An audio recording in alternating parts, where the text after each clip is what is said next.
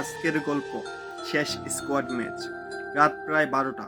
Rahat mobile হাতে নিয়ে বসেছিল। সে অনেক দিন পরে আবার ফ্রি ফায়ার ওপেন করলো। লবিতে ঢুকে সে দেখলো তার পুরনো স্কোয়াডের নামগুলো এখনো আছে। আরিফ, সুহান, রনি। এক সময় তারা প্রতিদিন একসাথে খেলতো। রাতে 3-4 ঘন্টা স্কোয়াড ম্যাচ খেলতো। হাসাহাসি, চিৎকার, মজা সব মিলিয়ে ছিল দারুণ সময়। পিকে নামলে সবাই বলতো, ভাই সাবধানে, এখানে অনেক এনিমি। তারপর শুরু হতো ভয়ঙ্কর ফাইট। কখনো তারা হারতো, কখনো বুইয়া পেত। কিন্তু সময়ের সাথে সাথে সব বদলে গেল। আরিফ কাজ নিয়ে ব্যস্ত হয়ে গেল, সুহান অন্য দেশে চলে গেল, রনি গেম খেলা ছেড়ে দিল। আজ অনেক দিন পরে রাহাত আবার গেমটা খুলেছে।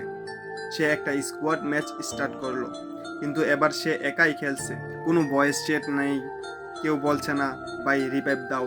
ম্যাচ শেষ হওয়ার পরে স্ক্রিনে লেখা উঠলো ভুইয়া, কিন্তু আজকের সেই ভুইয়াতে কোনো আনন্দ নেই।